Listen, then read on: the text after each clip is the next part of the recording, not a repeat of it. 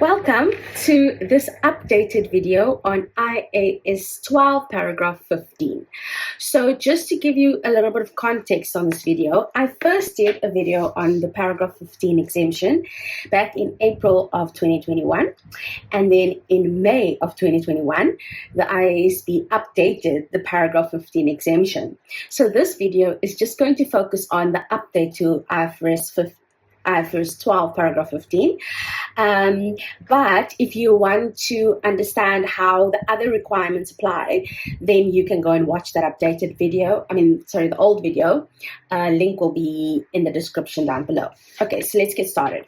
So before we jump into it, I think it's important to just understand the context of what we're dealing with, right? So here you can see I've got us, I'm looking at the paragraph 15 exemption as it is in IAS 12, right? So the starting point is that you have a taxable temporary difference, and it is a taxable temporary difference that is going to arise on initial recognition. Now, to mirror this, there is also paragraph 24 that gets forgotten about, and that is the one that deals with deductible temporary difference, right? The requirements are basically exactly the same, and so it's just important to note that those two are sort of mirrors of each other. Now, in terms of, I'm just going to focus on paragraph 15. So in paragraph 15, when we deal with the initial recognition of an asset or liability, it says that in order for paragraph 15 to apply, we have to meet these three things, right? So the first thing is that it must not be in a business combination. Then at the time of the transaction, neither accounting profit nor tax profit must be affected. And this is the important one because this is the addition. At the time of the transaction, it does not give rise to equal taxable and deductible temporary differences.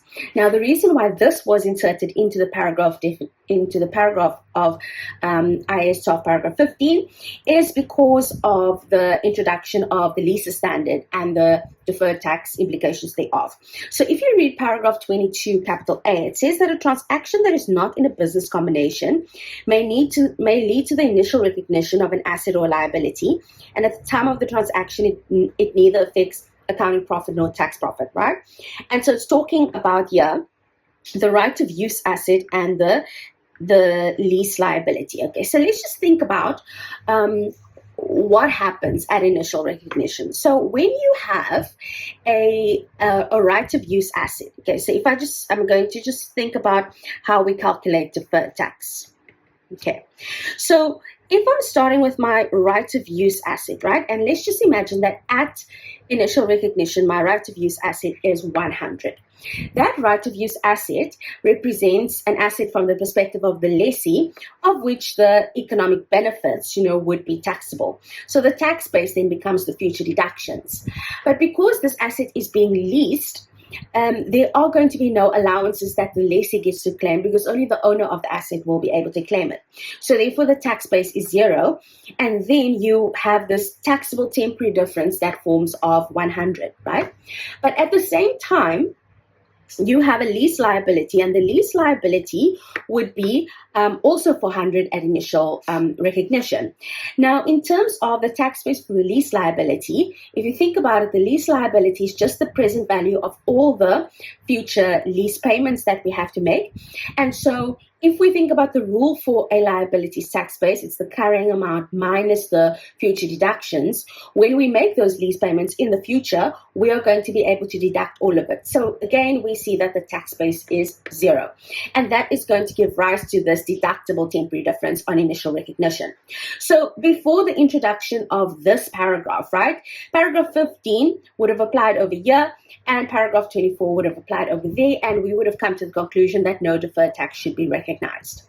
But the problem is that the reason why we provide for deferred tax is because there is a difference between how we are recognizing something from an accounting perspective and how it is being recognized from a tax perspective, right? And that difference is temporary and resolves itself over time. And the issue with having this right of use asset and the lease liability is that the tax consequences are really singular, right? In that it relates to the lease payment that is going to be made. And from an accounting perspective, we're going to completely write off the right of use asset and expense, whatever needs to be recognized from the lease liability perspective. That's all going to be written off. But from a tax perspective, when we make our lease payments, we're also going to get a deduction. So in the long run, we agree that all of this leads to an expense, and SARS also, or the tax authorities agree that, we have essentially an expense here that's going to be entitled to a deduction. And so from a common sense perspective, we would then expect that there would be deferred tax because there is just a timing difference. But the way that the old paragraph 15 and paragraph 24 were worded, it meant that there would be no deferred tax. And so because at the time of the transaction, right, it gave rise to equal taxable and deductible temporary difference in this case, it means that we are going to have to provide for deferred tax. So we would then apply the tax rate, and let's just say that the tax rate there is 27%. Okay, then that's going to give rise to a deferred tax liability over there of 27. And then it is going to give rise to a deferred tax asset over there of 27 as well. Okay, so that is how we apply the requirements of the new paragraph 15 and 24 as it's been updated. And read that together with paragraph 22A. But I want to take it a step further, and I just want to sort of bring to your attention that this isn't the only place in which this exemption would apply. Right? So let's say, for example, we have, let's just say we have a mine, and there is some sort of decommissioning liability that we have to pay in the future, when we decommission the mine. So from an IAS 16 perspective, what's going to happen is we are going to be able to capitalize the provision for those future costs that we incur. So if you think about it, we are going to capitalize to the mine assets. Okay, let's just say the present value again is 100. We get to capitalize that. And then also we are going to have the provision for the future cost of 100.